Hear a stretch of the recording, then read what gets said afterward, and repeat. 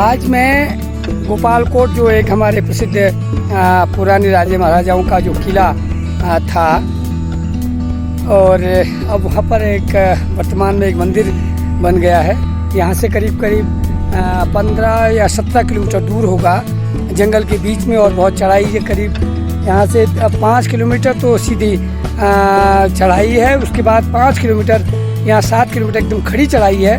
करीब 15-20 किलोमीटर की दूरी पर यह गोपालकोट का एक मंदिर है। कोट यानी अब हमारे पुराने समय के किले, जहाँ जो राजा महाराजा अपनी सुरक्षा के लिए जो किले यहाँ गढ़ी बनाते थे, तो वहाँ आज हम जा रहे हैं। और उसमें 2-3 लोग अभी फ़िलहाल जा रहे हैं, लेकिन रास्ते में से शायद कई लोग मिलेंगे। और फिर आगे आज हम आपको यहाँ की जंगल में क्या क्या हमें वनस्पतियाँ, क्या क्या हमारे पेड़, क्या नदियाँ, क्या क्या मिलती हैं, क्या उसके बारे में बातचीत होगी।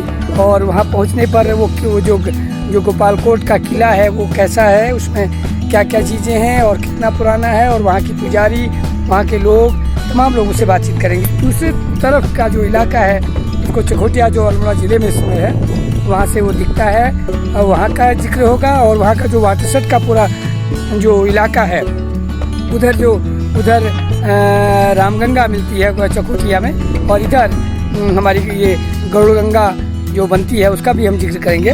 तो अभी हम आज इस अभियान में जा रहे हैं। और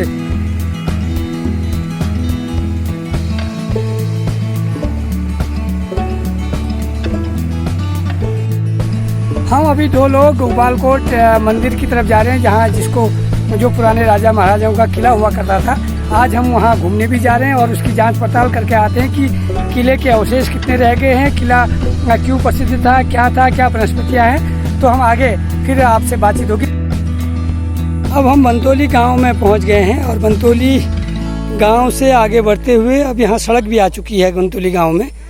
अब हम आगे बंतोली गांव से आगे अब हम बीच गांव में पहुंचने वाले हैं। सामने जो एक घर दिख रहा है, ये कैप्टन स्वर्गीय हरिचंद जोशी जी का है, जिन्होंने राजकीय इंटर कॉलेज बंतोली के लिए जगह दी, और उसके लिए अपना कई सालों तक फौज से रिटायर होने के बाद उन्होंने यहाँ पर अध्यापन का काम कराया, और एक अनुशासन पूरे स्कूल में बना। हमें याद है आज भी क्या अनुशासन हुआ करता था।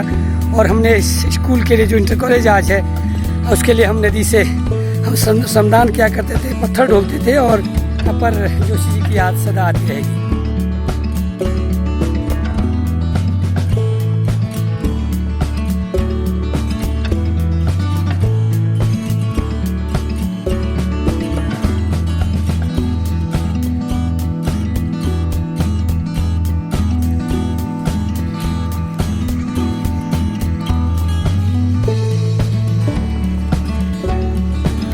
इस वर्ष लॉकडाउन होने की वजह से कई बच्चे स्कूलों से वंचित हैं, स्कूल बंद हैं लगातार पिछले 2-3 महीनों से, मार्च से। और बच्चे अब उन्होंने बकरियों का ग्वाला, गाय का ग्वाला सब जा रहे हैं। और स्कूल बंद होने की वजह से जहाँ पढ़ाई तो बाधित है ही, लेकिन अब कुछ न कुछ घर वालों को मदद करनी है, तो बकरी का ग्वाला बच्चे आ गए हैं। तो ये भी एक कोरोना की महामारी का परिणाम है, और ये सब दिख रहा है। ये हमारे गांव की जर्जा, इनको ताई जी भी कहते हैं। और ये नमस्कार, ये सब लोग आजकल ये पिरूल इकट्ठा कर रहे हैं, और ये बाद में जाड़ों में हमारे गाय बच्चों के बिछावन के काम में आता है।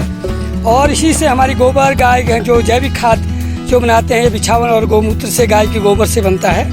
और सही मायनों में कहा जाए तो मैंने कहा ना, जैसे कि हमारे उत्तराखंड की रीढ़ हमारी माताएँ बहनें हैं, जिनसे हमारा पहाड़ टिका है, इनके श्रम से, इनकी मेहनत से, इनके कर्मठता की वजह से, और इनके किसानों की वजह से हम इनको नमन करते हैं। और इन्हीं की वजह से हम खा रहे हैं, और हमारे पहाड़ हरे भरे हैं। और इनकी कर्मठता, इनके जुनून, इनकी मेहनत को हम शहर से प्रणाम करते हैं, नमन करते हैं कि इन्हीं की वजह से हम हैं, और इन्हीं की वजह से हमें ये ताकत मिली है, और ये प्रेरणा मिलती रहती है कि हम भी निरंतर अपने गांव में अपने लोगों के लिए और अपने स्वयं के लिए हम मेहनत करें और आगे बढ़ें।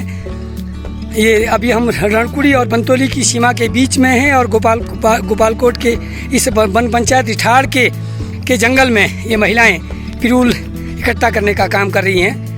Thank you. ये डंठल जो दिख रहे हैं बीच में, जो ये ये जो डंठल और जो ये बीच में दिख रहा है ये असल में भांग है।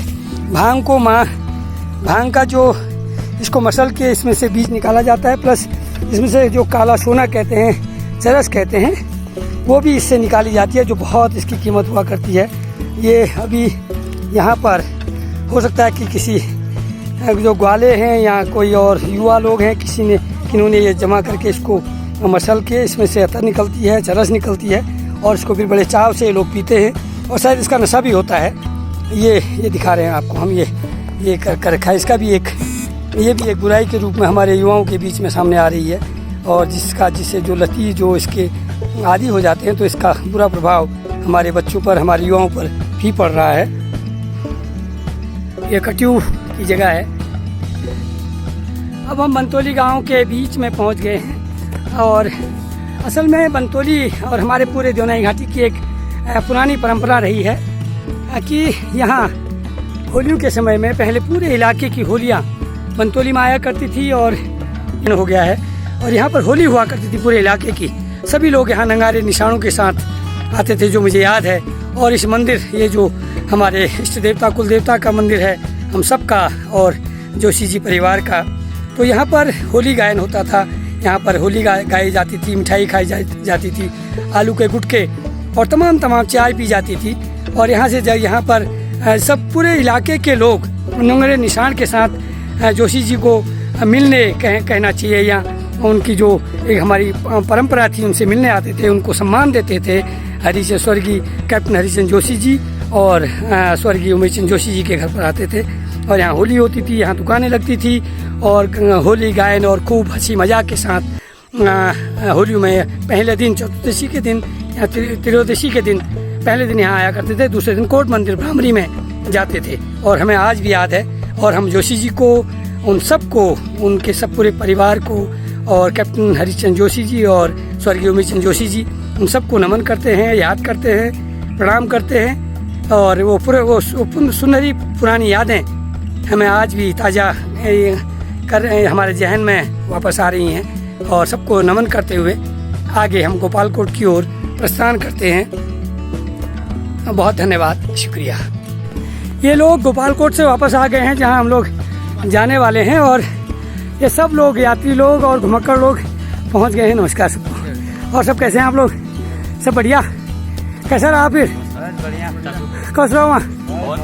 और चलो बारिश भी नहीं हुई फिर? और वहाँ कितने लोग होंगे? अच्छा, और हम लोग कितनी देर में पहुँच जाएंगे गोपालकोट? 1-2 रेस्ट होगा तो 2.5-3 घंटे। कितना किलोमीटर होगा यहाँ से? कम से कम 14-15 किलोमीटर। ये हमारे साथी बंतोली गांव के, अभी जैसे कि मैंने बताया कि ये बहुत पुराना गांव जहां हमारे जोशी लोग रहते हैं, कांडपाल, और यहाँ पुरानी होली हुआ करती थी, और यहाँ सब मिलने आते थे। और ये वहीं के जो युवा हैं, ये गोपालकोट से जहाँ हम लोग जा रहे हैं। मिलेगा पानी। अच्छा, पानी की थोड़ा दिक्कत है वहाँ। अच्छा अच्छा, हम बढ़िया, चलिए बढ़िया, शुक्रिया। सब लोग आ गए हैं तो हम आपको फिर मिलते हैं। Thank you.